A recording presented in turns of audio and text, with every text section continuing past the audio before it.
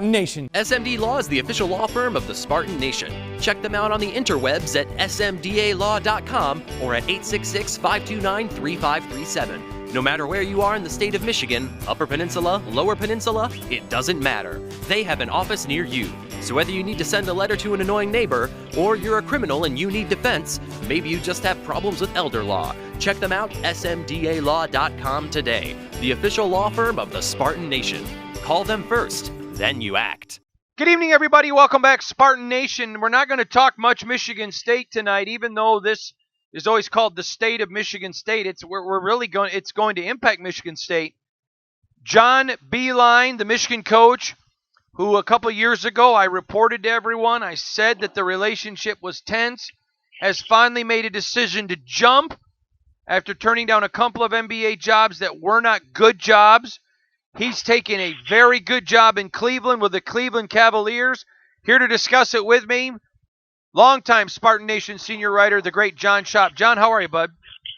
Doing okay, Hondo. This is a day that definitely, when John Beilein came to Michigan, I don't think we would have expected to occur, but in more recent years, we would, and I'm kind of glad to see the guy get a shot because he's at the stage of his career where it's really now or never. Now is the time. So this should be a very interesting thing to watch in the world of basketball. You know, John, you remember this because we talked about it extensively on the air on this show. I was the first to publicly report that Indiana went into Michigan to play the Wolverines in basketball. Harbaugh went into the Indiana locker room to give the pregame pep talk. I said then, as you remember, that was the beginning of the end. Michigan always treated Beilein like he was a second-class citizen. They didn't want to put the resources into the program that a school like Michigan that has the resources should. It wasn't like he was asking Ferris them to do things and they had the budget of Ferris State. They had the money. And quite frankly, everyone at Michigan kisses Harbaugh's rear end, and he got tired of it. It wasn't even ego. He just got tired of his program being treated second fiddle, and now he's going to get treated in a big way. Everyone saw it coming. I don't get it. This was a dumb move by Michigan to let this happen. They should have built a statue to that man and honored him and given him whatever he wanted. Well, it's such an overachiever. You know, John Beilein wasn't the first, second, or third choice to come to Michigan. He comes to Michigan. He's got his own basketball. He's got a very long record of success. In a lot of ways, parallel to the success record of John L. Smith before he came to Spartan football. So John Beilein comes there. He's got his own way of doing it. It looks like they're a bunch of three-jackers, not doing a whole lot of success early, and then they catch some fire, and they make an amazing run, 2 Final Fours. They're still Final Fours. They may feel a little weak or feeble, but that's the way some Final Fours feel. The point is, this was an enormous overachievement. The guy, when you look where he took the program at Michigan from to where he got it, should have been dramatically appreciated. He wasn't. The folks at Syracuse either couldn't push Jim Boeheim out of the door or they didn't have a clue what they were doing. They should have locked John Beilein up to be their coach for the rest of his career a while back. They didn't. And then you have the Harbaugh factor, which is probably more a factor in this, as you have described and reported from the start, than people believe. So for John Beilein, to me, when he came as close as he did to considering the Pistons, taking the Pistons gig, I think last year or the year before, that told me that he was absolutely interested in the right opportunity. It's good that he didn't take one that's necessarily going anywhere. It's not like the Cavs are ready to contend tomorrow, but this is not an awful spot to be. I do think that John Beilein has continued to improve, which is amazing. Most people don't get better at stuff when they're that old, as Neil Young has said, and Nick Saban, I think, has echoed.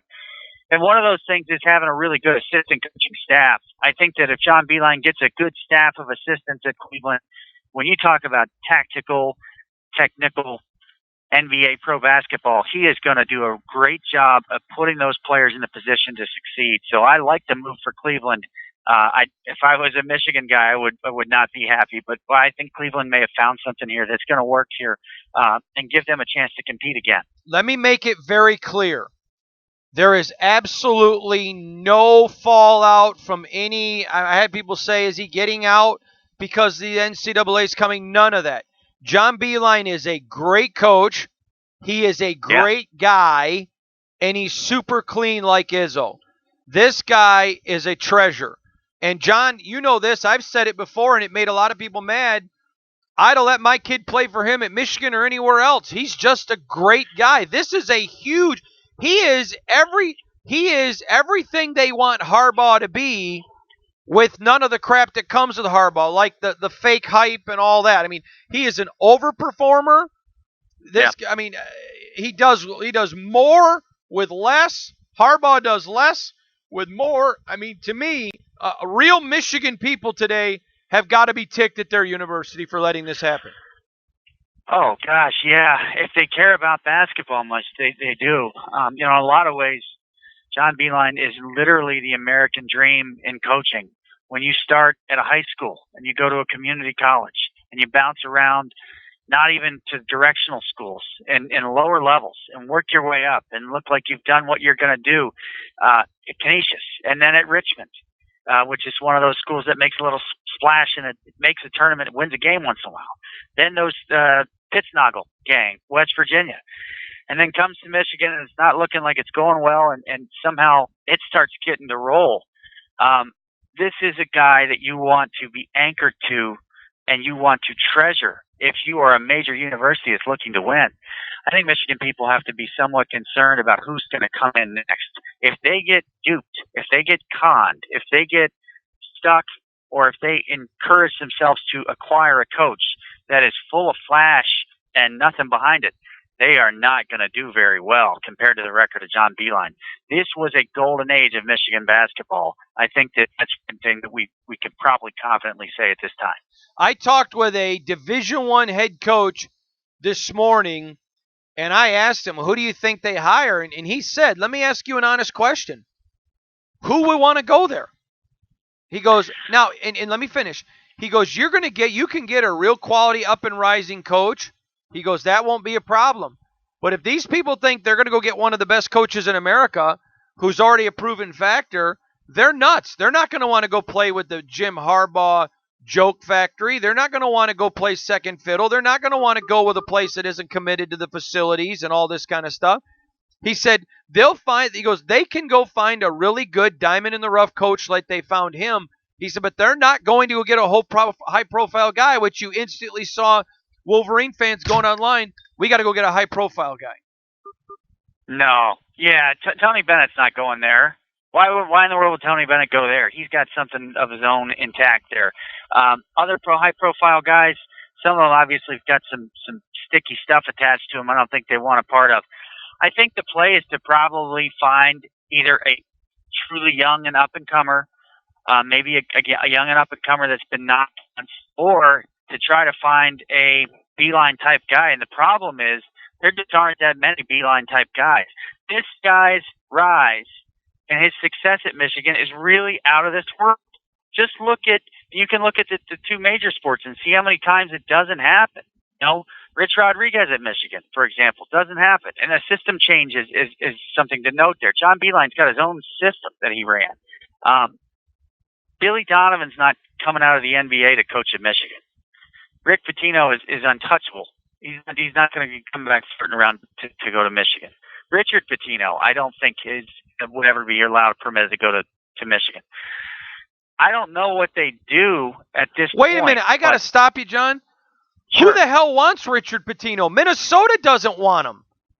Well, what in the world would make you think that? What would make you in the world even think that? No, I'm being serious. What in the world would make you think Richard? Now listen, Rick Pitino would crawl on his belly for the job, but he ain't getting it. He ain't going to get it. But what in the world would even make you mention Richard Pitino and all those names? Honestly, just because he exists. I just remembered that there's an actual Pitino in the Big Ten. Oh, okay. You know what I mean? That's it.